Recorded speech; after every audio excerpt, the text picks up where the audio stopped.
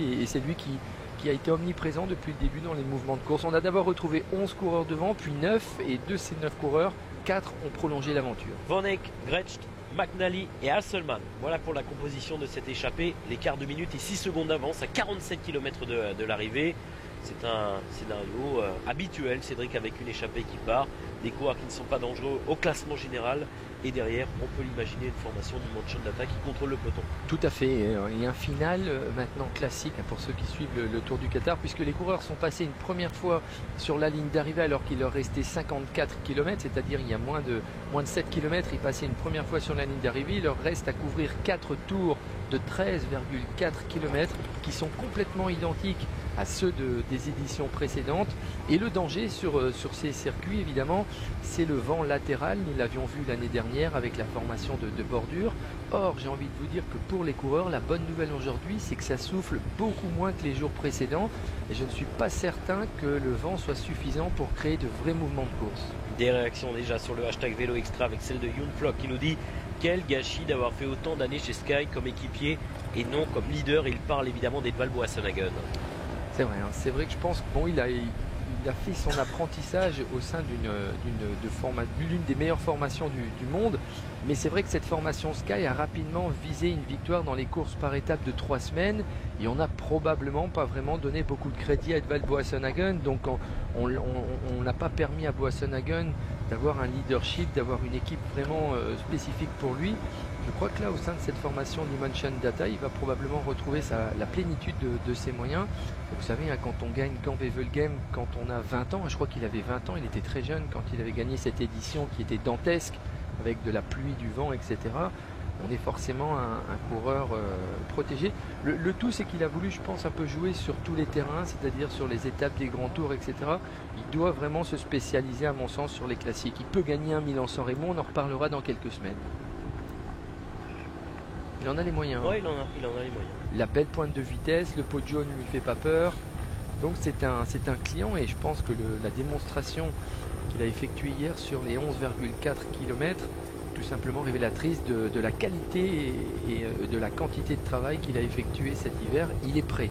Boasson-Hagen est prêt pour une belle campagne de classique. Ouais, ça c'est sûr, on a eu l'occasion de s'en rendre compte hier lors du contre-la-montre. Gilbert qui nous dit: Boasson-Hagen était bridé chez Sky depuis 2005.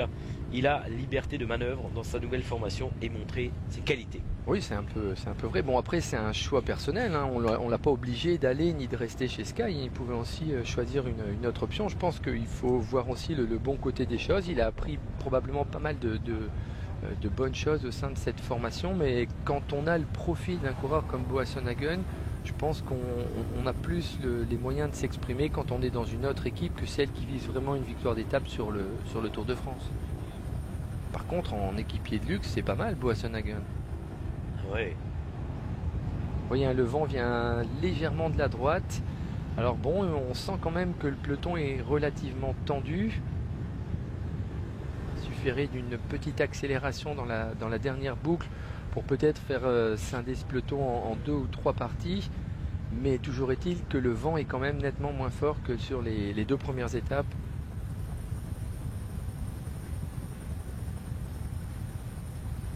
On rappelle, hein, l'année dernière, c'était Alexander Kristoff qui remportait cette étape. C'était sa 3e victoire d'étape sur les routes du Tour du Qatar l'année dernière. Et il l'avait emporté devant un certain Peter Sagan dans un emballage, un groupe qui s'était détaché justement sur cette portion qui ramène les coureurs vers la ligne d'arrivée. Donc l'arrivée qui est quand même assez compliquée. Il y a un rond-point situé dans la dernière ligne droite. Je pense qu'elle est assez difficile à négocier, mais ça ne devrait pas surprendre Alexander Kristoff. Et l'avantage, j'ai envie de vous dire, c'est que comme Kristoff maintenant a probablement fait une croix sur le classement général, il va évidemment tout miser sur la victoire d'étape. Il va plus se préoccuper des bonifications, là où un certain Mark Cavendish va peut-être à un moment donné devoir se mettre au service de son leader Boasson-Hagen. C'est possible, donc ça peut être la différence. Tiens, des freins à disque. Ouais, utilisés par la formation Rompot. Oui, alors il faut savoir que les équipes ont la possibilité de les utiliser, et pour l'instant dans le peloton, alors ça serait intéressant justement au terme du Tour de Qatar de voir un petit peu l'opinion des uns et des autres, de voir le mélange frein traditionnel, frein à disque. Est-ce que ça cohabite parfaitement? Est-ce que ça peut poser des problèmes? C'est pas un faux débat cette question de frein à disque, Cédric. Est-ce qu'on s'en fiche pas assez, un peu finalement? Vous ou l'opinion? Non, mais tout l'opinion. Je trouve que même les coureurs, est-ce que vraiment ils ont Non, les coureurs sont pas trop partants pour l'instant. Bah, si vous voulez, c'est toujours difficile de faire changer des mentalités, quel que soit le point que vous voulez changer. Donc voilà, on essaie d'apporter, si vous voulez, un peu de confort. Il est clair que quand on roule sur un VTT avec des freins à disque, on a vraiment un confort de freinage qui est parfait. Le problème sur un vélo de route, le problème je le trouve à plusieurs niveaux. Déjà esthétiquement, je trouve qu'un frein à disque sur un vélo de route, c'est, je sais pas, ça fait manquer un peu de charme, mais ça c'est purement personnel. Après, c'est vrai que si vous avez des coureurs qui vous précèdent, qui ont des freins à disque, qui freinent, ils ont un temps de réaction qui est beaucoup moins important que le vôtre. Un frein à disque, c'est immédiat, ça freine immédiatement. Donc voilà, il faut, je pense, laisser un peu le temps, tester encore ce matériel pendant une année pour voir si c'est intelligent et surtout si ça apporte quelque chose aux coureurs. Un coureur comme Cancellara, par exemple, a décidé de ne pas l'utiliser cette année. Il a déclaré, c'est pas après 15 ans de cyclisme que je vais commencer à changer de matériel. J'ai pris mes habitudes avec mon vélo. Je ne vais pas commencer à prendre des risques sur les classiques avec un freinage. Et c'est vrai que sur des routes comme celle-là, c'est pas très grave. Dans les descentes de col, dans les descentes de mont sur le Tour des Flandres, ça peut avoir son importance. Non, c'est sûr. Un mauvais freinage peut parfois vous amener à la chute. On est bien d'accord, l'écart diminue. On a perdu 20 secondes à l'avant de la course avec ce peloton emmené par l'équipe d'Imotion Data. Oui, vous le voyez, hein, le vent est légèrement défavorable en venant de la partie droite de la route. Donc c'est la raison pour laquelle les coureurs s'organisent de cette façon. Le coureur en deuxième position passe sur la gauche de celui qui mène. Et puis on essaie de profiter du sillage de celui qui vous précède pour se protéger un peu et surtout s'économiser.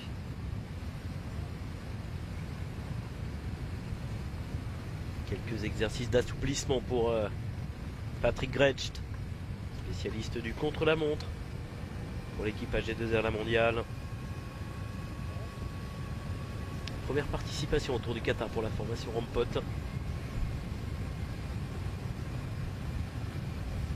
Xavier qui nous dit sur le hashtag Vélo Extra: je pense qu'on reparlera des freins à disque dans le peloton par temps de pluie. Le mélange va faire des dégâts. Oui, c'est sûr que par temps de pluie, il y a une moins bonne adhérence au sol. Hein. Sincèrement, je vais vous dire, je pense qu'il y avait plus de problèmes tout de même rencontrés avec l'apparition des premières années sur les jantes en carbone. Oui. Quand on n'avait pas encore les patins adaptés ou les bandes de freinage adaptées. Ah oui, ça c'est sûr que du coup ça prend pas. Hein. Vous avez beau appuyer comme vous voulez sur les poignées de frein, ça prend pas du tout. Et là c'est compliqué, c'est vrai. Bon, je pense qu'après, quand on a des conditions de météo pluvieuses, donc avec une chaussée humide et potentiellement glissante, ce qui est quand même encore plus important, c'est le gonflage, hein, le gonflage des pneumatiques, la pression qu'on met dans les pneumatiques, la qualité de la gomme du pneumatique. Et c'est vrai qu'avec une gomme qui n'est pas forcément adapté et surtout un surgonflage, là quel que soit le mode de freinage que vous avez, vous pouvez parfois glisser, c'est certain. Très bonne Vonneck, champion de Belgique, c'est pas la première fois qu'il est présent à l'avant de la course dans une échappée. Non, et puis cette équipe n'a pas vraiment non plus un sprinter capable de jouer les premiers rôles dans le final, donc c'est aussi logique qu'au briefing le matin on demande à ses coureurs d'essayer d'animer la course et de faire partie des échappées. Vous vous souvenez? Ah, je m'en souviens très bien. Madinat El Chamal. C'est une arrivée traditionnelle, ouais, hein, ouais. Le Tour du Qatar arrive quasiment chaque année dans cette ville.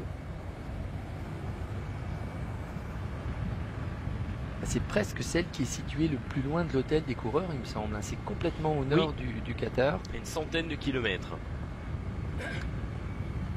Et donc, si vous voulez rentrer à vélo, c'est compliqué. On finit presque à la nuit hein, quand on rentre à vélo. Vous vous souvenez? On avait doublé des coureurs et commencé à être légèrement dans la pénombre. Je pense que ce soir, certains coureurs iront peut-être rallonger, même si l'étape, attention, elle est longue. Hein. Elle était longue et annoncée de 189 km. Donc celui qui va rentrer ce soir de Madinat El Chamal à l'hôtel en vélo aura 280 km dans les jambes. Pas mal, hein? Bonne préparation pour les classiques. Hein. Pour Milan-San Remo, c'est parfait. Ouais. Alors, ils vont passer sur la ligne d'arrivée. Il leur restera 3 tours. Voilà. Voilà, vous voyez, hein, je vous parlais de ce final un peu compliqué. Bon, c'est pas vraiment compliqué, mais quand ça roule vraiment vite, ce petit rond-point peut poser un petit souci. Si vous êtes en 10-15e position, parfois après c'est difficile de revenir. Alors il y a moins de vent que l'année dernière sur cette dernière ligne droite, parce que le positionnement évidemment est très important. Mais le fait de pouvoir passer comme ça 4 fois sur la ligne d'arrivée, ça permet aussi aux équipiers de prendre leur marque, de savoir s'il faut occuper la partie droite ou la partie gauche de la route.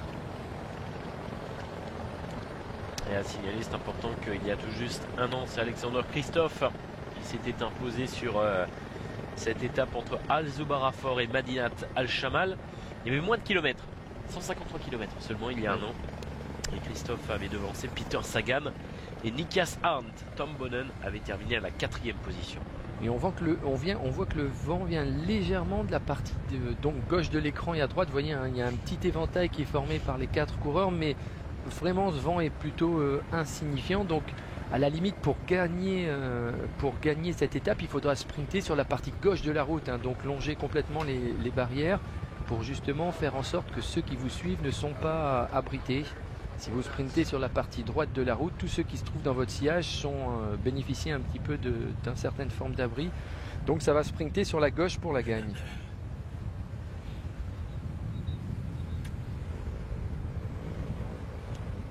Une minute et 24 secondes. Voilà, ce rond-point où les coureurs prennent à gauche et retrouvent un vent plutôt à dominante, cette fois favorable. On va reprendre un peu de vitesse.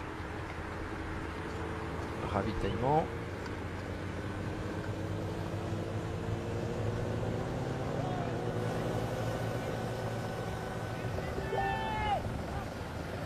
Et la voiture du directeur de course, c'est Jean-Michel Monin, le directeur de course sur le Tour du Qatar, et Jean-François Pécheux, pardon, c'est Jean-François Pécheux qui se trouve derrière l'échappée, qui est donc en direction de course avant. Et Jean-Michel Monin qui est derrière le peloton. Le peloton qui va passer sur la ligne d'arrivée. Moins de 40 km de l'arrivée. Tanguy nous dit, il faut m'expliquer un truc. Gretsch met une combinaison pour une étape en ligne et un maillot pour un chrono. Il y a un problème, non? Bah je pense, ouais. Et puis surtout, c'est pas lui qui part avec des cotons dans le nez. Exact. Ouais, en fait, il prend des handicaps sur le contre-la-montre. C'était peut-être pas un objectif. Il voulait vraiment se tester. Et Patrick Gretsch, qui avait déjà remporté le premier sprint devant Preben Van Eck et Zakharov, remporte une deuxième fois ce sprint. Mais vous le voyez, hein, 3 secondes, 2 secondes, 1 seconde de bonification, 3 points, 2 points pour le classement par points, mais aucune incidence évidemment sur les classements annexes, puisque ces 3 coureurs n'étaient pas vraiment bien placés. Bon, sur ce circuit, c'est quand même difficile pour une échappée de résister à un peloton, hein, nous l'avons vu. Ils ont eu un écart maximum de 2 minutes et depuis la prise d'antenne, globalement le peloton sans forcer, hein, on l'a vu passer sur la ligne d'arrivée, sans vraiment forcer, réussit à maintenir ces 4 coureurs à 1 minute 20. Donc je crois qu'il va vraiment falloir attendre le dernier tour pour voir si une équipe décide peut-être de tenter un coup. Et on peut penser à la BMC, parce que si on regarde le classement général, on se dit que ces coureurs ont peut-être une possibilité de déstabiliser. Boasson Hagen, ça va être compliqué bien sûr, mais quand on voit qu'on a Quinciato en 3e position sur ce classement général et surtout Greg Van Avermaet en 4e position, on peut imaginer que ces 2 coureurs tentent peut-être un petit coup de bordure dans les 5 derniers kilomètres. Donc il faudra, je pense, pour Boasson Hagen être surtout vigilant vis-à-vis de la BMC. Alexander Kristoff, quant à lui, va se contenter de jouer la gagne d'étape.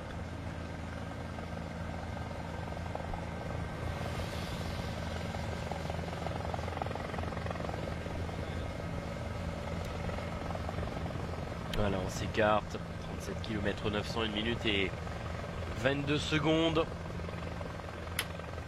On va pas se le cacher. C'est surtout notamment les derniers kilomètres et le sprint, hein, qui va nous emballer. Oui, parce qu'en fait, c'est vrai que ce circuit, de la manière dont il est tracé, est un circuit vraiment intéressant quand il y a beaucoup de vent. Quand il y a un vent qui souffle à 30, 40, 50 km/h, là effectivement, il y a un mouvement de panique dans ce peloton.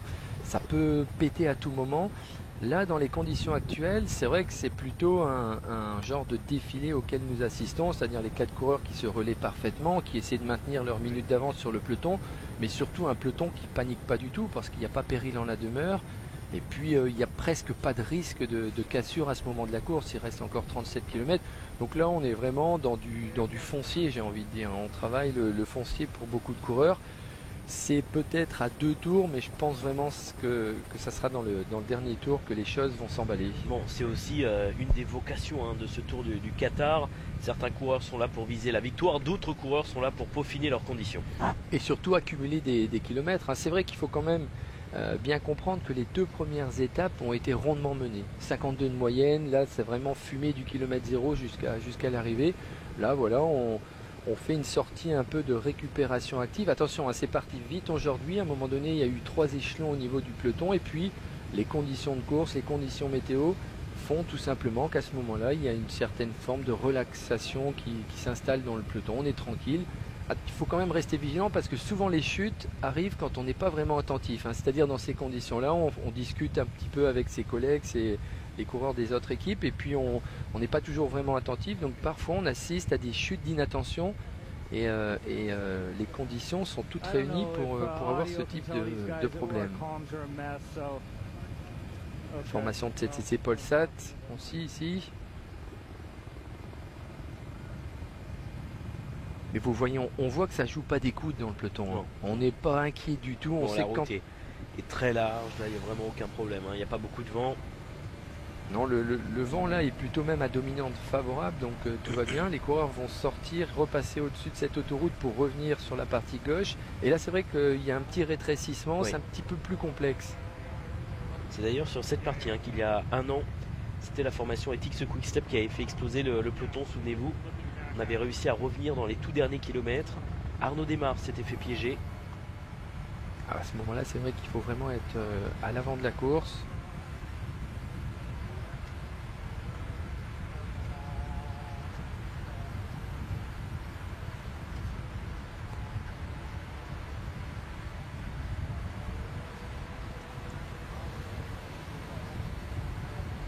Et on retrouve le leader, Edvald Boasson-Hagen. Bien entouré. Il n'a jamais remporté le Tour du Qatar, ce serait une première pour lui.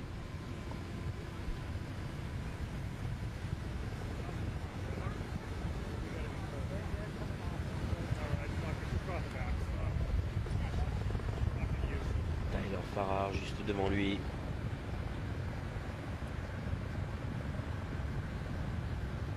Toujours important pour une équipe et un nouveau partenaire, notamment puisque Dimel Shonata fait ses débuts dans le sponsoring, de briller, de remporter des courses. On pense également à Direct Energy qui sur l'étoile de Bessèges a fait mouche dès le début. Et puis auparavant il y avait eu le Tour du Gabon, me semble-t-il.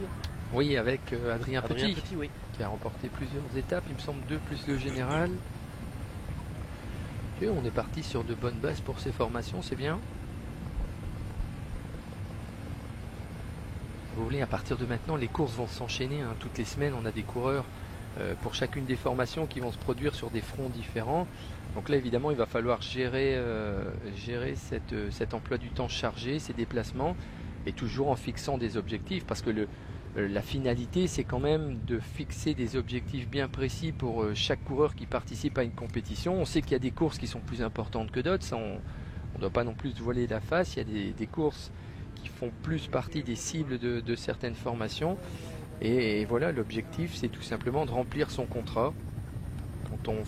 Quand on coche une course bien précise, si on veut gagner, je sais pas moi, par exemple, le Tour de Murcie ou Paris-Nice, par exemple, là, on met vraiment les moyens pour le faire. Et puis après, effectivement, on participe à certaines autres courses, mais avec des objectifs plus moyens. Vous voyez, ça, c'est un petit passage qui est compliqué. Bon, c'est pas le Trobreléon, c'est pas non plus Paris-Roubaix. C'est pas Paris-Roubaix. Mais en cas de fort vent latéral, ça peut être une portion, évidemment, qui fait exploser tout le peloton.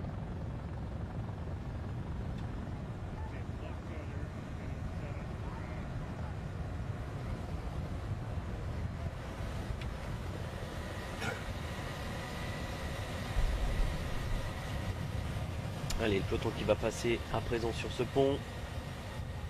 Là, il s'agit tout de même de se repositionner, hein, Cédric, parce qu'on va arriver sur une partie beaucoup plus étroite. On l'a vu il y a quelques instants.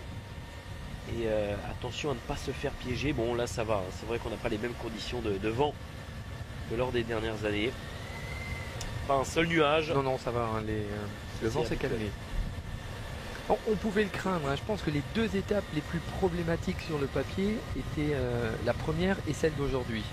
Parce qu'effectivement, nous savons que dans ces zones-là, il n'y a pas beaucoup d'endroits où on peut s'abriter. Ces lignes droites qui sont propices à la formation de bordures. Et ces bordures, elles scindent le peloton en plusieurs parties. Mais alors autant le premier jour, ça soufflait bien et ça a explosé d'entrée de jeu. Là, on a retrouvé une vingtaine de coureurs à l'avant. Autant aujourd'hui, voilà, pour le spectacle, c'était un petit peu décevant parce que c'est vrai que quand il y a du vent, ça nous donne un beau spectacle, une belle bataille sur le terrain. Par contre, pour les coureurs, c'est pas mal parce que ça leur permet évidemment de récupérer un peu. Cela dit, ça nous garantit peut-être quand même un final explosif parce que ça veut dire que les coureurs ont dépensé un petit peu moins d'énergie physique et psychologique et quand on arrivera dans les 15-10 derniers kilomètres, on va tout donner pour essayer de tenter sa chance. Ça va frotter dans les derniers kilomètres. Moi, je vous cache pas et je m'en excuse d'avance. J'ai un peu perdu ma voix. Ah bon? Je suis un peu pris au niveau de la gorge. J'espère que tout ira bien pour les derniers kilomètres. Sinon, c'est bon, je vous laisse. Ce serait bien que vous pourriez commenter pour une fois. Avec plaisir, je suis d'arriver, pourquoi pas. J'ai pris un petit coup de froid pour tout vous dire. C'est ça une équipe, hein. On se prête, on travaille les uns pour les autres. Et puis, c'est pas toujours les mêmes qui vont chercher les bidons. Moi, je peux aller chercher les bidons des fois et vous y allez. Allez, vous nous commentez l'arrivée aujourd'hui, ok? Si vous voulez. Allez. 32 km 800, 1 minute et 20 secondes. Le peloton maillot jaune. Tranquille, hein, voilà, on cadenasse un peu. Et c'est vrai que c'est bien aussi pour Boasson-Hagen de porter ce maillot de leader parce que ça, même psychologiquement, ça va le remettre dans un statut de leader qui ne connaissait plus hein, au niveau de la formation Sky. Nos abonnés en sont aussi convaincus. C'est bon, quand on a vraiment... Chez Sky, on avait Wiggins, on a Froome, on a vraiment Geraint Thomas, on a plein de bons coureurs, donc c'est difficile de ressortir un petit peu du lot. Là, je pense que Boasson-Hagen peut vraiment avoir les pleins pouvoirs et c'est bien de commencer à prendre des automatismes, comme est en train de le faire cette formation. Voilà, c'est elle qui dirige, c'est elle qui commande. C'est la formation qui est c'est le chef d'orchestre du peloton. Parce que quand on est dans la peau d'un équipier pendant plusieurs années, on a tendance à oublier à gagner. Ah ben c'est fini, on perd les automatismes, évidemment. Cet instant de killer. On n'a plus cet œil du tigre en fait. Hein. Voilà, on devient un petit peu. Évidemment, on est quand on vous demande de travailler pour une autre personne, vous perdez ces automatismes, ces petits réflexes qui font la différence dans le final et qui peuvent évidemment vous permettre de remporter une étape.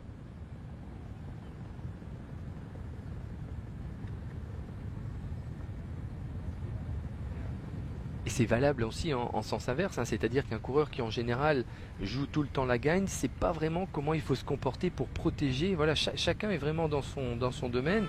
Il y a des coureurs qui sont parfaits en tant qu'équipiers, complètement perdus quand on leur met la responsabilité pour aller gagner une étape.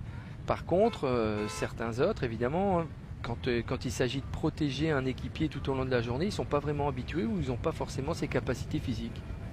Allez, on va faire une première respiration sur cette quatrième étape du Tour du Qatar, 31 km 700 de l'arrivée. Ils sont 4 à l'avant de la course, avec notamment Patrick Gretsch, avec le champion de Belgique, Preben van Eyck. Preben van Eyck, oui. Présent également à l'avant de la course. Un coureur de la formation Rompot, coureur de la formation Vanti Gobert. On va vous donner bien sûr l'identité, mais un mot d'abord, Cédric, sur ces deux formations qui ont vocation bien sûr à se glisser dans les échappées. Hein.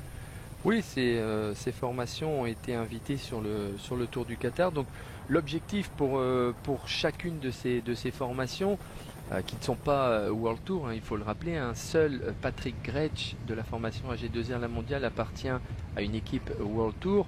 Donc toutes les autres équipes sont intéressées par le fait d'animer une étape, en sachant évidemment que la victoire va être compliquée aujourd'hui. Vous le voyez, on arrive presque autour de la minute. Donc ça devient tout simplement compliqué. Ces coureurs-là sont avant tout présents à l'avant pour travailler, pour montrer le maillot, parce que c'est important pour les sponsors. Et puis après, tout le reste, c'est du bonus. Ouais, c'est j'espère Hasselmann pour la formation Rompot et également pour l'équipe Avanti Groupe Gobert. Il s'agit de Mark McNally. On se retrouve dans quelques instants. N'hésitez pas à réagir sur le hashtag Vélo Extra. Tout de suite. Qatar à moins de 30 km de l'arrivée, désormais avec 4 coureurs à l'avant de la course. Je rappelle l'identité des coureurs présents à l'avant. Mark McNally pour l'équipe Vanti Group Gobert. Présent également, j'espère, Hasselmann pour la formation Rompot. Patrick Grecht pour l'équipe AG2R La Mondiale. Et en fait, Preben Van Eyck, le champion de Belgique pour l'équipe Top Sport Vlaanderen Baloise. L'écart se stabilise autour de la minute. Et le peloton, toujours emmené bien sûr par l'équipe Dimension Data de Edvald Boasson-Hagen. Et Mark Cavendish qui va tenter de remporter une deuxième victoire d'étape sur ce Tour du Qatar. Victoire d'étape également déjà pour Alexander Kristoff. Nul doute que nous verrons dans les derniers kilomètres la formation Dimension Data travailler pour son sprinter, l'équipe Katusha également, puisqu'on ne se fait plus beaucoup d'illusions concernant la victoire au classement général pour la formation Katusha. On va clairement viser une nouvelle victoire d'étape avec Alexander Kristoff. Oui, dans l'état actuel, je pense que c'est le scénario vers lequel nous nous dirigeons. Vous voyez d'ailleurs le peloton a sur ses longues lignes droites l'échappée qui vient de passer sous la flamme rouge en point de mire. Alors attention, nous ne sommes pas dans le dernier tour. Il restera 2 tours lorsque ces 4 coureurs passeront sur la ligne d'arrivée. 2 tours de 13,4 km précisément. Mais voilà, donc il y a toute une phase d'approche de ce sprint et de cet emballage final qui va être intéressant de suivre, parce qu'on va vraiment voir comment les formations vont procéder. Est-ce que la formation Dimension Data va essayer de propulser Cavendish pour la victoire? Est-ce que Cavendish va se sacrifier? Parce qu'attention, Edvald Boasson-Hagen, avec le chrono qu'il a réalisé hier, avec tout le travail qu'il a effectué les 2 premiers jours avec sa pointe de vitesse, il serait pourquoi pas aussi capable de s'imposer aujourd'hui. Vous ne le croyez pas, vous? À qui? Edvald Boasson-Hagen, c'est lui qui a lancé Cavendish lors de la deuxième étape. Ah si, il est capable. Au sprint? Ouais, je pense qu'il peut faire dans les 3 premiers sans problème. Attention, c'est vous qui allez commenter le sprint. Bon, il est facile à reconnaître, Edvald Boasson-Hagen, avec son maillot or de leader. Ça devrait aller, ouais, ça devrait aller. Ça va aller pour vous, parce que non, Edvald Boasson-Hagen, il est en or. Oui. Mark Cavendish, il est en silver. Oui. Christophe, il est en rouge. On s'entraîne, oui. Il y a Sacha Modolo qui peut nous déboucher. Ouais, ça va. On va faire l'inventaire tout à l'heure des sprinteurs encore en condition, capable de bien briller. Bon, cela dit, ça va pas vraiment être un sprint massif, je pense compliqué. Vous savez, on a l'habitude sur cette dernière ligne droite d'avoir vraiment un peloton complètement étiré, même peut-être quelques petites cassures. Et donc, on risque d'avoir à mon avis, un final similaire à ce que l'on a connu sur la deuxième étape, c'est-à-dire des équipiers qui font un travail fantastique pour étirer ce peloton, pour le faire casser en plusieurs morceaux, et peut-être 3-4 coureurs simplement capables de venir chercher la victoire ici sur la ligne d'arrivée. Allez, on est relativement loin de l'arrivée, 26 km, il ne se passe pas grand chose, vous l'avez compris. On va vous faire une petite surprise si vous aimez le cyclisme sur Beansport. Vous allez entendre, alors vous la voyez pas, malheureusement, nous on a la chance de la voir, mais vous la voyez pas, alors que le peloton passe sur la ligne d'arrivée, d'entendre, d'écouter à nouveau une voix que vous avez eu l'occasion d'entendre notamment sur le Giro d'Italie. Elle va nous faire une petite introduction en italien, pourquoi pas. C'est Anne-Laure Bonnet qui vient nous faire un petit coucou. Comment ça va, Anne-Laure? Buonasera. Bonjour à tous, quel bonheur de vous retrouver. Il n'y a pas beaucoup de coureurs italiens dans ce C'est ce que j'allais dire, c'est bien dommage. Écoutez, Vincenzo Nibali, il est présent ailleurs, il sera sur le Tour d'Oman, mais on le retrouvera peut-être sur le Giro d'Italia. On voulait lui faire un petit coucou parce qu'elle suit attentivement le cyclisme. Alors c'est vrai, un peu plus les coureurs italiens. Oui, je dois vraiment l'avouer, un petit peu plus Nibali, même un petit peu plus que tout le monde. C'est votre petit chouchou, Nibali? Alors Nibali, c'est le petit chouchou, mais quand même j'ai un petit faible pour Aru. Ah, Fabio Aru qui a brillé sur le Tour d'Espagne, qui sera présent. Alors il sera pas présent sur le Tour d'Italie, Fabio Aru, mais il sera présent sur parce qu'on peut pas, il peut pas y avoir 2 chouchous en même temps. Il peut pas y avoir Nibali et Aru. Donc je pense que Nibali sera le chouchou.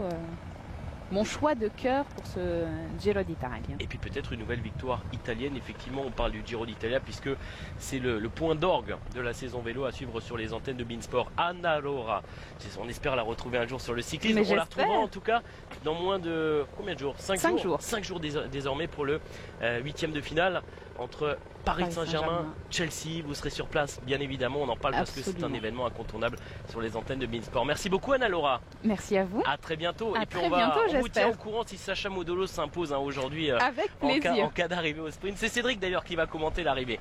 Je vous encourage à écouter un petit peu. Merci beaucoup, on va retrouver Cédric dans quelques instants. On est passé sous la minute avec les 4 hommes de tête désormais, avec Patrick Grecht. On rappelle la composition de cette échappée, ça ne change pas. Pas de changement de situation, toujours le travail de la formation Dimension Data avec Mark McNally, avec également à l'avant de la course, j'espère Hasselmann, pas coureur le plus connu, mais on apprend à le découvrir sur ce tour du Qatar, et puis Preben Van Eyck pour la formation Top Sport Vlaanderen baloise. Ça vous a rappelé votre premier tour d'Italie, de réentendre ça un fait petit peu plaisir de revoir Cédric. Bien sûr, nous avons vécu deux beaux Giro d'Italie avec Anor qui suit toujours le cyclisme. Un petit penchant pour l'Italie, pour les Italiens bien sûr, mais elle suit toujours le vélo de très près. Pourquoi pas la voir revenir sur le Giro, peut-être pas cette année, mais plus tard. Ah bah c'est quand elle le souhaite évidemment. Bon, cette année il y a un programme qui est chargé avec l'actualité, l'Euro de football, avec les Jeux Olympiques, avec c'est une année riche, particulièrement chargée.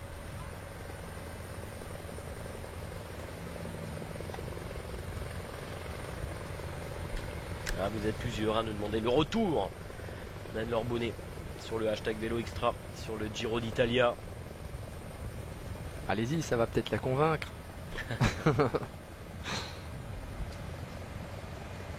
Question intéressante de HF. HF, pourquoi pas, qui pose cette question sur le hashtag Vélo Extra. Les coureurs prennent-ils du plaisir à rouler sur de longues lignes droites sans spectateurs et sans végétation? Question posée à Cédric Vasseur. Franchement, ils s'en rendent pas vraiment compte. Je pense, ça reste leur métier. Ils sont là avant tout pour accumuler aussi des kilomètres. Alors c'est vrai que c'est beaucoup plus plaisant de disputer une course quand on a des milliers de spectateurs sur le bord de la route. Là, de toute façon, c'est une configuration habituelle. Les coureurs n'ont jamais vraiment beaucoup de monde. Il y aura plus de monde demain sur la corniche à Doha. Mais voilà, non, franchement, ça perturbe pas du tout les coureurs. Ils sont dans leur métier à fond, restent concentrés. Ils ont vraiment un objectif bien précis. En tant que coureur, ça m'a jamais vraiment déstabilisé. On n'est pas dans des ascensions, c'est-à-dire que évidemment c'est difficile. Là on est plutôt attentif, donc on regarde du côté duquel vient le vent, on essaie de ne pas toucher les roues. Par contre c'est vrai que s'il y avait une ascension de 5-6 km, quand on est cycliste, on apprécie quand même beaucoup plus les encouragements sur le bord de la route quand on est dans une ascension que sur une portion plate où on est parfois à des allures de 50, 60, et sur le Tour du Qatar parfois ça roule à 60 km/h. Donc j'ai même envie de vous dire que parfois, pour des raisons de sécurité, c'est à la limite mieux qu'il n'y ait pas grand chose sur la gauche ni la droite de la route. Mais voilà, je pense que ça choque pas vraiment les coureurs. Faudrait leur poser la question d'ailleurs. Moi je peux pas vous dire que je n'ai jamais disputé en tant que coureur le Tour du Qatar. Jamais? Non, jamais. Ça a été créé en 2002 et à l'époque j'étais plutôt franco-français en termes de programme, donc j'allais sur Bessèges, j'allais sur le Tour méditerranéen, j'allais de temps en temps à Majorque et bêtement j'allais pas au Qatar. J'aurais dû y aller.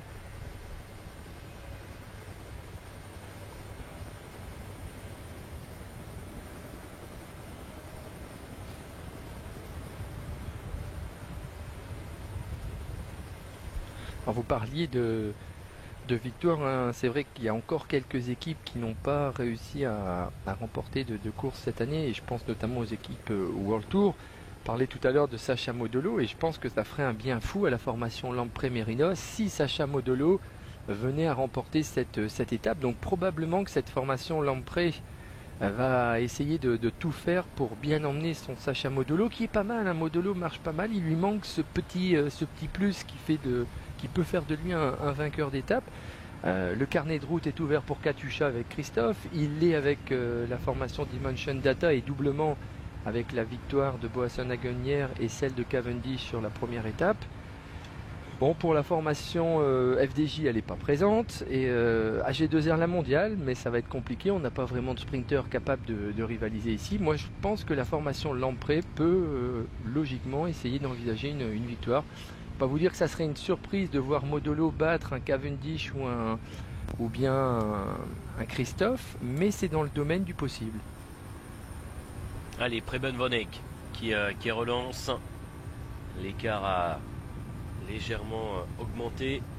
Je vous rappelle l'information principale du jour. C'est Cédric Vasseur qui va vous commenter le sprint d'arrivée. Ça vous fait plaisir de dire ça.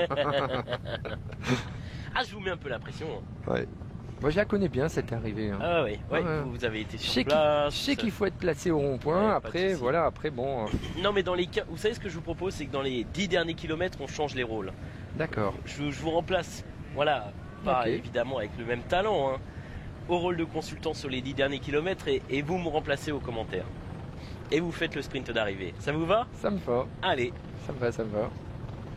Patrick Recht en première position. Preben Van Eyck. Moins de 20 km désormais. Oui, les coureurs remontent cette longue ligne droite qui va les amener à la flamme rouge pour passer une avant-dernière fois sur la ligne d'arrivée. Et c'est probablement sur cette portion, vous voyez, qui n'est pas très étroite. Le revêtement n'est pas non plus de très bonne qualité. Un d'hélicoptère, c'est difficile à apprécier, mais sur place, bon, c'est pas non plus, c'est pas une vraie autoroute. Et c'est sur cette petite portion où si le peloton décide d'accélérer à 55-60 km/h, on peut voir pourquoi pas des cassures, des coureurs qui vont un peu sur le bas de côté. Vous voyez, hein, dès qu'on sort, dès qu'on s'écarte de la route, ça devient problématique. Donc pourquoi pas voir une vingtaine de coureurs se dégager et venir se disputer la victoire finale.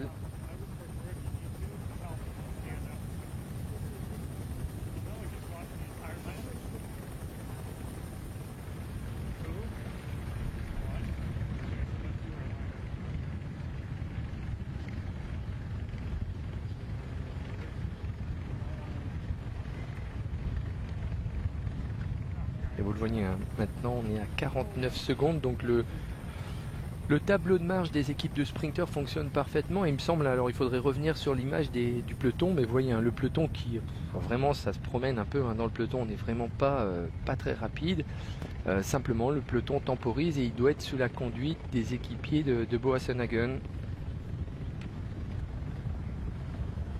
Ça aurait un peu été une journée de repos pour les coureurs aujourd'hui. Hein. Ouais, ça aurait été assez tranquille, on va pas se le cacher. Moi, je le dis de façon ironique, hein, parce qu'ils auront quand même parcouru 189 km, mais c'est vrai qu'avec l'intensité d'effort qui règne actuellement sur cette étape, on ne peut pas dire que ça aurait été l'étape la plus difficile physiquement. Non. Loin de là. Hein. C'est même peut-être l'étape la plus facile depuis le début. Absolument. Ce qui doit arranger bon nombre de coureurs, si on veut rallonger, on termine pas trop entamé. Et on peut facile rajouter 60, 50 km au compteur pour préparer les classiques. Tout à fait, d'autant plus que les coureurs, s'ils rentrent à vélo sur Doha, ça se situe au sud, vont pouvoir bénéficier d'un vent favorable. Donc 80 km avec un vent favorable, c'est parfait.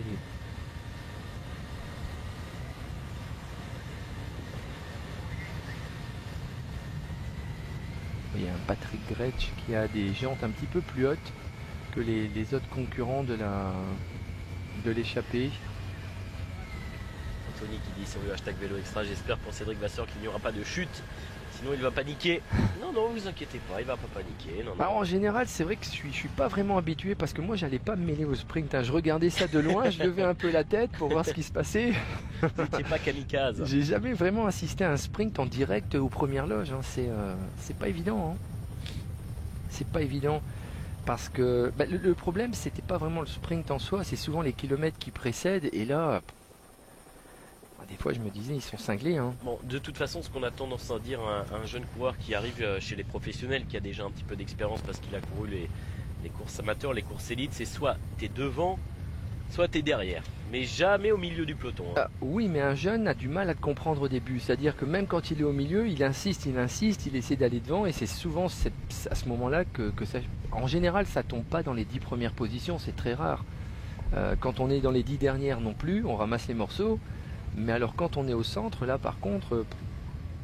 Et le problème souvent, si vous voulez, dans un peloton, c'est que même si vous avez les moyens d'éviter une chute parce que vous avez le temps de réflexe suffisant pour freiner. Derrière, parfois, les coureurs sont un peu étourdis, ont un temps de réflexion qui est plus long et paf, vous venez, vous faites percuter par 2, 3, voire 10 coureurs et là, forcément, c'est pas terrible. Ouais, on voit Patrick Gretsch se retourner. Là, il a compris, hein, 34 secondes d'avance avant même de passer sur la ligne d'arrivée, alors qu'il restera encore environ 14 km. Les carottes sont cuites, hein. Ouais, clairement. Là, on peut le dire. Bon, on ne se faisait pas d'illusions. De toute façon, l'enjeu principal de cette étape, qui n'aura pas... Bon, je m'avance un peu, non, je vais attendre. Qui n'aura pas quoi? J'allais dire qu'il n'aura pas d'incidence pour le classement non, général. Là, il faut, tant que la ligne n'est pas passée, on n'est pas à l'abri malheureusement d'une faute d'un coureur, d'une chute qui emmène quelques coureurs, voire un Cavendish, un Boasson-Hagen. Non, franchement, je pense qu'il n'y a pas d'étape sans risque dans le cyclisme. Même dans les 500 derniers mètres, on peut faire une faute. La preuve, regardez le deuxième jour, hein, il y a eu une chute qui a mis Sam Bennett notamment au tapis, Sorensen. Donc évidemment, non, il faut rester vraiment prudent, concentré, et j'ai envie de vous dire que maintenant il va falloir redoubler de vigilance parce qu'on va avoir une petite nervosité qui va monter crescendo une fois qu'on va passer la ligne pour aborder le dernier tour.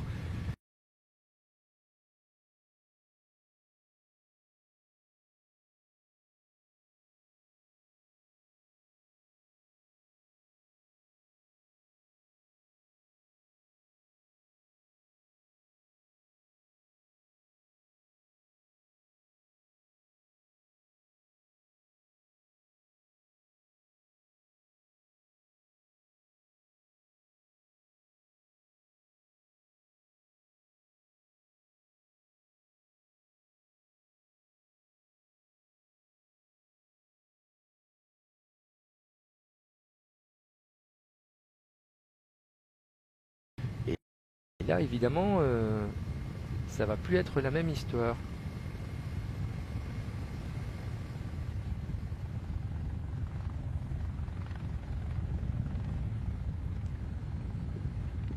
Bon, j'allais dire que les 4 hommes de tête étaient désormais en point de mire du peloton. Ça fait déjà plusieurs dizaines de kilomètres. Oui, ça y est. On roule tranquille. D'autant que contrairement aux années précédentes, depuis 2016, on a le droit d'utiliser les oreillettes, hein, ce qui n'était pas le cas puisque on n'était pas sur une épreuve World Tour. Exactement, hein, l'UCI a permis aux équipes maintenant d'utiliser les liaisons radio. Donc, bon, alors, je ne sais pas si ça a vraiment une influence sur ce genre d'étape, hein, vous le voyez, les lignes droites sont suffisamment longues pour permettre au peloton de pouvoir juger de l'écart qui les sépare de l'échappée. Donc on n'a pas vraiment besoin du directeur sportif. Je vois pas d'ailleurs ce que ça peut apporter de plus, quoi. Une oreillette? Non mais pourquoi on est revenu aux oreillettes, c'est vrai, sur ce type d'épreuve? Alors c'est quoi l'argument? Non mais le risque réel... sortez pas l'argument sécuritaire quand même. Bon, l'argument sécuritaire vaut pour toutes les courses bien sûr, mais le vrai risque sur ce genre de course, c'est quand même d'augmenter la probabilité d'arrivée massive, et ça plaît pas forcément au public, ça plaît pas forcément aux organisateurs. Donc c'est vrai qu'une course avec ou sans oreillette parfois n'a pas le même impact. On peut se retrouver avec des situations de course singulières, c'est-à-dire un coureur d'une équipe qui roule dans un premier groupe et ses équipiers qui roulent derrière parce qu'ils ne savent pas qu'il y a un coureur devant, mais à la limite c'est ce qui fait la beauté du cyclisme aussi. Bien sûr. Donc voilà, moi je pense que bon, tout simplement les structures cyclistes aujourd'hui, c'est Weinand, il me semble, qui attaque, un Martin Weinand de la formation Lotto Jumbo. Attaque de Weinand. Alors on prépare peut-être le terrain aussi pour un certain Moreno Offland. Pourquoi pas? Non, on se retourne. On va essayer de créer une bordure. On va tenter de créer une bordure. Oui, c'est ce que je vous disais, hein, ça c'est Alors ça va être intéressant de voir si cette petite accélération va vraiment étirer le peloton, non pas actuellement, mais surtout pour le dernier tour, parce qu'évidemment on tente, on teste, et Boasson-Hagen, pas de problème, il est bien présent, on voit que les équipiers du leader viennent se repositionner en tête. Voilà, on occupe la moitié de la route, et on essaie de créer une bordure. Donc au prochain passage, attention à cet endroit, il faudra vraiment être dans les 10 premières positions. Bon, c'était déjà là. Oh, une chute avec un coureur de la formation Stolting qui là est au sol. Ouais. Il s'agit de Dias. Omirzakov, un des rares Kazakhs qui ne court pas pour Astana. Oui, problème au bras ou à la clavicule, hein. Il n'avait pas non plus de gants, vous voyez, hein. Quand on roule sur des routes comme ça, il faut quand même mettre des gants pour protéger un peu les poignets. Ah non, c'est Thomas Kopp plutôt, rectificatif.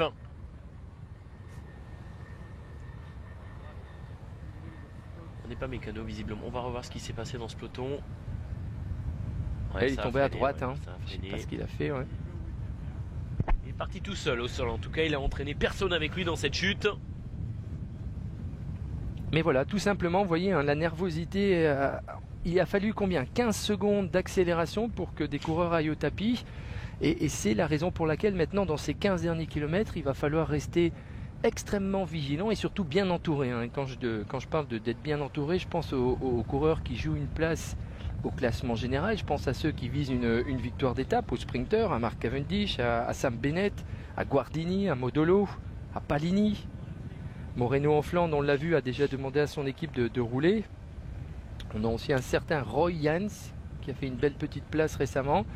Et regardez, hein, c'est toujours cette formation Lotto Jumbo qui mais ça fait mal, hein. Regardez, il y a quelques petites cassures dans ce peloton, même s'il n'y a pas énormément de vent, visiblement on peut faire casser ce peloton avec un dernier tour. Encore un tour à couvrir. Ouais, on a une première bordure qui s'est formée là, Cédric. On va surtout essayer de regarder les coureurs qui se sont fait piéger. J'ai l'impression que parmi ceux bien placés au général, on ne doit pas être dans la deuxième bordure.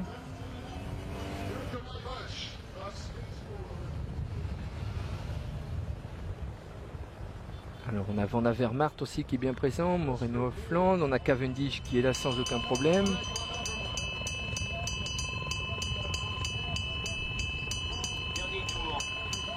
Dernier tour, la cloche, avec des coureurs intercalés entre les pelotons. Allez, on va faire une dernière respiration. Et c'est Cédric qui va prendre la barre pour les 10 derniers kilomètres. Ah, le dernier kilomètre, attention. Pas les 10 derniers. Bon, ok, très bien, le dernier kilomètre. Ça va être monotone sans vous, les 10 derniers kilomètres. Non. Allez, on fait une courte respiration, on se retrouve juste derrière, bien sûr. Restez parce que là, ça commence à s'emballer un petit peu. On va assister à un beau sprint, tout de même à une belle bataille pour la victoire d'étape. À tout de suite. Ça s'anime grandement avec l'accélération des coureurs de la formation Lotto Jumbo. Ah oui, absolument. Là, on a vraiment une phase de course qui a complètement changé avec Sorensen ici qui porte le maillot blanc. On a des coureurs sous l'impulsion tout simplement des équipiers de Moreno Flandre. On aperçoit Greg Van Avermaet aussi dans ce groupe. Là, on a un premier groupe qui est en train d'exploser complètement. Boasson-Hagen sans aucun problème, vous voyez, est ici en 3e position. Mais j'ai l'impression qu'il est plus accompagné de beaucoup d'équipiers, Edvald Boasson-Hagen. Regardez, il est seul. Et intelligemment, il vient se positionner en première place pour ne pas être dans le vent. Ah si, il y a un coureur de la formation. Ouais, mais il faudrait voir où se trouve Mark Cavendish. Hein. Je ne l'ai pas vu. Hein. J'ai pas vu Cavendish pour l'instant aux avant-postes. On a Quinciato qui est bien présent. Alexander Kristoff qui est là en 2e position, qui va passer son relais. C'est lui, hein. C'est lui qui est là en première position, Alexander Kristoff. Aucun problème pour lui. Oui, toujours Sorensen pour la... J'ai pas aperçu Cavendish. Non, pour l'instant, on ne voit pas. On ne voit pas Mark Cavendish. Ouais. Et on est une trentaine de coureurs. Regardez comme c'est dur là. Et là on retrouve le coureur de la formation Stolting qui a été victime qui est touché au bras. Ouais, au Thomas bras, au poignet. Ouais, ça va se terminer pour lui. Hein. Il vaut mieux dans ces cas-là aller immédiatement voir l'infirmerie parce que là il est quand même bien touché. Michael Scher en première position, 8 km 900. Si, il est là, Cavendish. Vous l'avez vu ? Il est dans le vent. Ouais, il est là. Mais regardez, Boasson-Hagen doit se débrouiller seul face à 4 BMC, face à 3-4 Katusha, face à 4 coureurs. Mais il est facile. Hein. Ah, il se promène. Regardez, ouais, il mais est tranquille dans imaginez les roues. Une crevaison. Ah oui, bah oui. Donc on est quand même toujours mieux d'être entouré. Et vraiment un gros travail collectif de la formation Lotto Jumbo. Nous l'avons vu. Hein, c'est cette formation qui a accéléré. Et une seule accélération aura suffi pour créer cette cassure. Donc maintenant, on a vraiment un scénario type que l'on retrouve sur des classiques flandriennes où il faut absolument remonter, rester protégé parce que les coureurs qui restent dans les dernières positions sont évidemment un petit peu plus en danger. Et là, on se bagarre autour de la 15e, 20e position. On aperçoit Mark Cavendish. Ah, crevaison pour Boasson-Hagen. Justement, on en parlait. Ah là là, il faut immédiatement changer. Et je pense que c'est Cavendish qui va lui donner... Non, c'est pas Cavendish. Non, c'est Tyler Farrar qui vient de s'arrêter. Alors là, attention. Crevaison de la roue avant et là, ça change complètement la donne. Notamment pour pour Edvald Boasson Hagen. Et surtout, je vous le disais, il manque évidemment de coureurs. Oh là là, il va perdre des secondes importantes. Ça va être compliqué pour Boasson Hagen. Là, c'était pas Tyler Farrar qui s'est arrêté pour lui redonner sa roue, mais c'est reparti. Il aura 2 coureurs avec lui. Mark Renshaw, c'est Mark Renshaw et Tyler Farrar, me semble-t-il. Tyler Farrar, c'est sûr, c'est lui là, en première position. Et là, immédiatement, non, on s'arrête une deuxième fois. Oh, c'est pas bon, c'est très mauvais. Changement de vélo. Non, mais là, il perd quasiment une trentaine de secondes sur un coup comme ça. Hein. Ah bah c'est clair, c'est le maillot qui s'envole. Mais bon, faut pas s'affoler au sein de la formation Dimension Data parce qu'on a toujours à l'avant de la course Mark Cavendish qui devient du coup leader virtuel de ce Tour du Qatar. Ouais, il a un vélo beaucoup trop petit. Trop petit, bon il est costaud, hein, Edvald Boasson Hagen, il va essayer de rivaliser, mais je pense pas malheureusement qu'à l'avant on diminue l'allure. Il faudrait voir avec un petit écart GPS, il peut bénéficier de 4 coéquipiers ici pour l'aider. Ouais, ça sert à rien de s'énerver là, ça sert à rien. C'est Mark Renshaw, hein, Mark Renshaw qui est en train d'essayer. Alors ce qu'il faudrait dans un premier temps, c'est rentrer sur le groupe de devant. Ah mais ça va être difficile, hein. Comment, regardez, il est tout petit, tout bas sur son vélo. C'est dommage. Et regardez la formation BMC qui, elle, ne va pas ralentir évidemment. Elle va même intensifier l'allure dans ce groupe. Le Tour du Qatar est en train peut-être de basculer là. Oui, Mark Cavendish qui est bien présent dans ce groupe, qui peut récupérer le maillot or de leader. On continue de tourner dans cette portion. On ne s'est pas fait piéger pour Cavendish. Sacha Modolo est présent. Sam Bennett est présent pour l'équipe Bora-Argon. On a également Van Avermaet, Alexander Kristoff, Moreno Flandre pour la Lotto Jumbo. Et on annonce 36 secondes. 36 secondes de retard pour Edvald Boasson Hagen. 36 secondes, alors effectivement, vous le disiez tout à l'heure au classement général, et il faut se repencher immédiatement dessus, c'est virtuellement maintenant Mark Cavendish qui possède le leadership puisqu'il était à 26 secondes d'Edvald Boasson Hagen. Heureusement que Mark Cavendish faisait partie de ce groupe. Maintenant, il ne faudrait pas qu'il arrive un problème à Mark Cavendish, et nous le voyons, hein, sont essentiellement la formation BMC de Manuel Quiniciato et Greg Van Avermaet qui travaillent. Du côté de la formation Katusha, on met simplement un coureur pour rouler. On a Daniel Hoss qui est présent, Quiniciato, Greg Van Avermaet, Michael Schär, on a Sam Bennett à l'arrière. Et encore une fois, on a une grosse présence de la formation BMC. Collectif qui est bien rodé en ce début de saison avec Greg Van Avermaet, Daniel Hoss qui travaille, et derrière on va essayer d'opérer la jonction. Ouais, on va essayer d'opérer la jonction au sprint, et là regardez, malheureusement le problème c'est que Boasson Hagen ne peut pas vraiment compter sur beaucoup de coureurs, et on a 2 coureurs de la formation Dimension Data, un coureur de la formation Astana qui roule. Pour l'instant toujours 33 secondes d'annoncer. Est-ce qu'on peut revenir selon vous, Cédric, en 5 km 500? Est-ce que c'est jouable pour Edvald Boasson Hagen? Bon, on l'a vu qu'il a une force de cheval, hein. Oui. Alors pourquoi pas revenir à 15-20 secondes, mais c'est difficile sur un vélo qui n'est pas à sa taille, hein. C'est difficile. Je crois que l'objectif maintenant pour Boasson Hagen, c'est tout simplement de limiter la casse. Parce que pour la formation Dimension Data, n'oublions pas quand même que Mark Cavendish est à la 2e place au classement général, et que virtuellement, pour le team Dimension Data, c'est pas une catastrophe, c'est un problème pour Boasson Hagen, bien sûr. Regardez, on voit l'écart, l'écart, hein, actuellement 35 secondes, ça se stabilise. Ça monte, on était à 33, 34, 35, et regardez maintenant. Et on repart, on en remet une couche du côté de la formation Lotto Jumbo. Coup de force aujourd'hui de l'équipe néerlandaise. Faudrait s'écarter encore un petit peu plus pour carrément mettre tout le monde dans la bordure. Alors je pense que le but maintenant, évidemment, pour cette formation, c'est d'essayer de mettre en difficulté à la fois Mark Cavendish et Alexander Kristoff, qui sont 2 coureurs qui ont une belle pointe de vitesse. Il faudrait essayer de faire scinder ce groupe de tête encore en 2 parties. Là, il faut laisser rentrer personne dans la bordure, hein. C'est ce qu'ils font actuellement. Ah, il n'y a pas de cadeau à faire, hein. Non, c'est du tableau noir, hein. C'est superbe là ce que fait actuellement la formation néerlandaise. Et regardez, du côté de Boasson Hagen, on a compris, là on prend vraiment toute la largeur de la route pour inciter le maximum de coureurs à passer. Et probablement Guardini et Piégeon aussi, hein. Regardez la formation Astana qui roule. J'ai pas aperçu de maillot de la formation Astana à l'avant. Il a du mal, hein, sur un vélo qui n'est pas à sa taille. On n'a pas les mêmes sensations, on toxine plus rapidement. Ah ouais, là les quadriceps sont sollicités un peu plus, hein. On a l'impression qu'il fait du squat dans une salle. Daniel Hoss qui a été absorbé par le groupe Boasson Hagen. Alors regardez le relais puissant de Boasson Hagen, mais personne n'est capable de prendre sa roue. Bon, il y a quand même là une petite faiblesse du groupe Dimension Data, parce qu'il s'est vite retrouvé seul, hein. Est-ce qu'il est là, Cavendish? On l'aperçoit pas pour l'instant.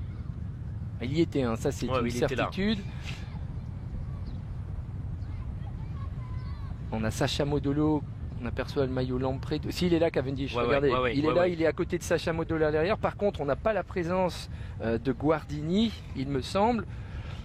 Donc, en ce qui concerne les sprinteurs, pour l'instant, visiblement, numéro 1, je dirais Cavendish, numéro 2, Christophe, numéro 3, Modolo. C'est le classement d'aujourd'hui. Vous vous préparez? Je me prépare. Et Moreno à Flandre, il a l'air d'être sûr de lui aussi. L'équipe va vraiment bien travailler pour lui.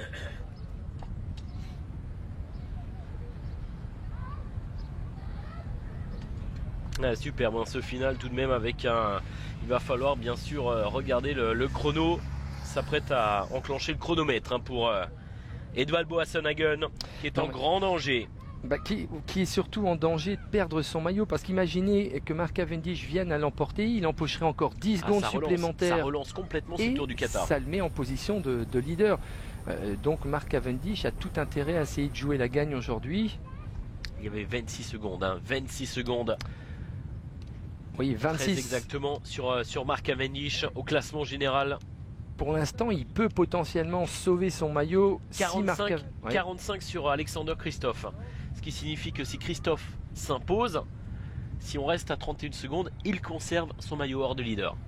Ouais, l'idéal pour Edvald Boasson-Hagen, ça serait, oui, effectivement, de voir ce scénario. Voilà, Guardini qui a été piégé. Bon, après, le problème, c'est que quand on se retrouve dans un groupe comme celui-là, on est souvent avec des coureurs qui sont un peu plus faibles physiquement que ceux qui se trouvent dans le premier groupe. Donc ça roule un peu moins vite. Mais regardez, on arrive quand même à maintenir l'écart aux alentours de 30-35 secondes globalement. Ça ne bouge plus. C'est un coup à choper une tendinite, là, ce que nous fait actuellement Edvald Boasson-Hagen. Ça va aller, il aura fait 10 km sur un petit vélo. Et là, vous voyez, on est rentré dans les 3 derniers kilomètres. On commence déjà la phase de sprint. On aperçoit Andersen pour la formation de Giant Alpecin. Allez, on a une vingtaine de coureurs. Edvald Boasson-Hagen, c'est qu'on va assister sur le dernier kilomètre, 1,5 km peut-être. On va un peu temporiser, on va essayer de se replacer. Je pense pas. Non, ça va pas ralentir. Je pense pas. Je crois qu'on va vraiment regarder la formation. Katusha est déjà en train de se mettre en position pour bien amener Alexander Christophe. Le sprint va être lancé de très loin. Et ça, évidemment, ça risque de faire perdre encore quelques secondes. On pourrait même finir à 40 secondes, attention. Allez, l'équipe United Healthcare, on aperçoit notamment Edvald Boasson-Hagen qui se bat sur sa machine. On vient avec coureur, notamment c'est Mark Renshaw, me semble-t-il, qui vient rouler à son tour pour essayer d'emmener Edvald Boasson-Hagen. C'est difficile. Il n'est pas sur son vélo, il a déjà fait des efforts, il toxine un peu. Hier, il a fait un chrono exceptionnel. C'est dommage ce qui s'est passé sur les routes. Et regardez la puissance dégagée par la formation Katusha qui est en train d'étirer ce groupe de tête. Alors il faudrait que la Mark Cavendish vienne dans la roue d'Alexander Christophe. C'est Van Avermaet pour l'instant qui est bien placé dans la roue d'Alexander Christophe. Voilà, Cavendish essaie de remonter dans les cailloux. Attention de ne pas sortir de la route. Dans 500 mètres, c'est à Cédric qui va nous commenter ce sprint d'arrivée avec la formation Katusha qui roule actuellement. Alexander Christophe, grand favori, c'était lui le plus rapide lors de la deuxième étape. Il a devancé Mark Cavendish. Gros travail d'Edvald Boasson-Hagen qui donne tout pour limiter l'écart. On demande notamment Danielos qui demande à la moto de s'éloigner. 1 km 200. Voilà, flamme rouge pour les coureurs de la formation Katusha. Le train d'Alexander Christophe est parfaitement en ligne. On aperçoit Greg Van Avermaet dans la roue d'Alexander Christophe. On a Mark Cavendish qui est un petit peu plus loin mais qui est quand même bien placé. Voilà ce dernier rond-point et puis ça va être tout droit avec un vent qui vient légèrement de la droite. Donc on va sprinter sur la gauche de la route. Vous voyez, là franchement Alexander Christophe est dans un fauteuil. Et par contre Moreno à Flandre, vous voyez, s'est fait piéger. On n'est pas dans la première position. On s'attend donc entre un match entre Alexander Christophe, Greg Van Avermaet, Sam Bennett et puis probablement Mark Cavendish qui est quand même assez loin. Pour l'instant toujours pas de souci. Le train qui continue. Manuel Equinciato bien placé dans la roue d'Alexander Christophe. Avec Cavendish qui va essayer de faire l'extérieur dans le vent et Christophe qui passe à l'intérieur sans aucun problème. Ça va être difficile, ça va être compliqué d'aller chercher Alexander Christophe. Seul Greg Van Avermaet est dans la roue mais il n'a pas la puissance. C'est Christophe qui va s'imposer une nouvelle fois aujourd'hui sur cette ligne d'arrivée avec un travail phénoménal de la formation Katusha.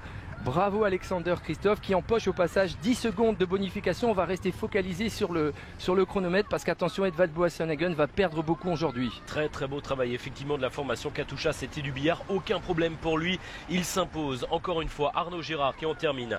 À l'instant, il y avait 26 secondes et très exactement 45, donc 35 avec les 10 secondes de bonification. Il faudrait revenir là sur la ligne d'arrivée pour voir notamment Edvald Boasson Hagen. Cédric, ça va être juste, ça va être trop juste pour Edvald Boasson Hagen.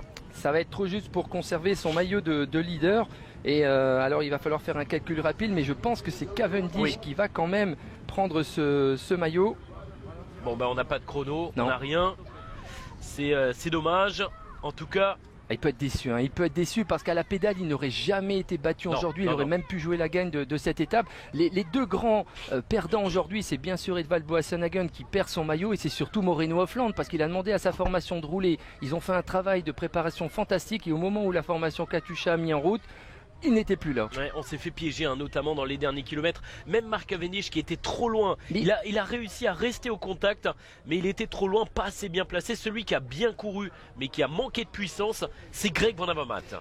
Voilà, et Greg Van Avermaet a fait la course parfaite. Et regardez, Mark Cavendish, avec un manque d'équipier, n'a pas pu profiter du sillage. Il fallait absolument sprinter sur la partie gauche de la route. Cavendish, à un moment donné, a essayé de déboîter sur la droite dans le vent. C'est impossible face à des coureurs puissants comme Alexander Kristoff. On peut dire ce qu'on veut de la formation Katusha, mais dans ce genre de situation, ils sont quand même, Cédric, très très bien organisés. Et ça fait déjà 2 victoires d'étape pour Alexander Kristoff sur ce Tour du Qatar, qui devance Greg Van Avermaet.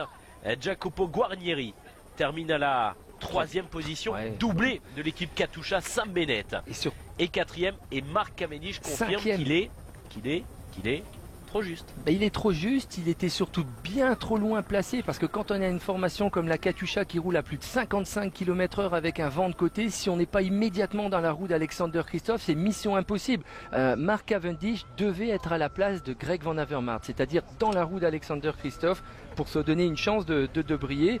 Donc c'est tout de même une... On va vérifier parce qu'il y avait combien sur Cavendish, 26 10, Kristoff. Non, Cavendish garde le maillot, je pense. Enfin, reprend le maillot. Greg Van Avermaet prend quelques secondes de bonification. Donc, Greg Van Avermaet revient aussi dans la course pour le podium, bien évidemment. Bon, c'est pas une si mauvaise journée que cela pour Mark Cavendish, mais qui reste, on va dire, quasiment au contact. On va voir si le chrono a été déclenché du côté des commissaires. Oui. Mais Cavendish qui va retrouver le maillot or de leader. Vous l'avez dit, tout peut se passer dans un final, une crevaison, et quelques secondes après, vous avez eu le nez fin, Cédric, et bien le leader a été victime de cette fameuse crevaison. Oui, malheureusement, et c'est toujours la raison pour laquelle quand on a un leader qui porte ou pas un maillot distinctif, on insiste pour qu'il y ait un, voire au moins 2 coéquipiers en permanence aux côtés, parce qu'en cas d'un problème immédiat dans un final comme celui-là, c'est même pas la roue qu'il fallait changer, c'est immédiatement changer de vélo. Il a eu 2 changements en ce qui concerne Boasson Hagen. Nous revoyons ici le sprint où on voit bien sûr un Mark Cavendish qui est beaucoup trop loin, et puis surtout Guarnieri qui fait un travail fantastique pour Kristoff qui n'a qu'à conclure. Hein. Voilà, il est comme un footballeur qui a le ballon devant le but sans gardien. C'est beau, Cédric, pour une première. Merci Alexander Kristoff, c'était facile. Hein. Pas trompé, hein. Il a été sympa avec moi. À trouver le vainqueur du jour, Alexander Kristoff. Et on voit là la puissance, hein, parce que c'est vrai que Greg Van Avermaet était parfaitement dans la roue mais n'a pas réussi. Il peut pas. Ne serait-ce qu'à déboîter, à revenir au pédalier. Voilà, Alexander Kristoff, attention à lui sur Milan-San Remo, je vais déjà vous le dire. Et vous découvrez le nouveau classement général. Regardez, 2 secondes. Mais alors, c'est vrai que ça va être dur pour Van Avermaet parce que Cavendish, c'est pas n'importe qui en cas de sprint. Quand on est 2 secondes derrière, on se dit sur le chrono, est-ce que j'aurais pu aller les chercher ces 2 secondes sur Cavendish? Dans le chrono, il aurait pu faire un meilleur chrono, mais c'est intéressant parce que regardez, avec 2, 6, 9 secondes, on se retrouve avec un classement resserré, mais c'est vrai que le grand perdant du jour, faut bien le dire, c'est Edvald Boasson Hagen, qui à mon sens aurait mérité de gagner ce Tour du Qatar parce qu'il était, voilà, une crevaison, on a voulu autrement. problème c'est que demain on se retrouve avec une dernière étape avec l'arrivée sur la corniche qui n'est pas propice aux bordures, Cédric. Non, pas du tout. Demain, ça va vraiment être une affaire de sprinter pur. Alors, il va falloir aussi faire attention parce que aujourd'hui, nous l'avons vu, une crevaison a privé Boas Sanagan probablement d'une victoire dans ce Tour du Qatar. Demain, Mark Cavendish va quand même devoir rester vigilant. On sait qu'il y a des accrochages qui sont possibles. C'est nerveux. C'est aussi une possibilité pour d'autres coureurs comme Moreno Hoffland d'enfin offrir une victoire à son équipe. Allez, on va se quitter dans quelques instants. Le temps pour moi de vous féliciter et de vous remercier, Cédric. Avec grand plaisir, rendez-vous pour la dernière sur la corniche de Doha demain. Il y aura un beau sprint effectivement pour cette dernière. Mark Cavendish, nouveau leader du Tour du Qatar, devant Greg Van Avermaet à 2 secondes. On revoit les tout derniers mètres avec la victoire donc d'Alexander Kristoff qui décroche une deuxième victoire d'étape sur ce Tour du Qatar. Merci à vous pour toutes vos réactions sur le hashtag Vélo Extra. Restez bien sûr sur les entrées de Beansport. Rendez-vous demain pour cette dernière étape du Tour du Qatar. À demain.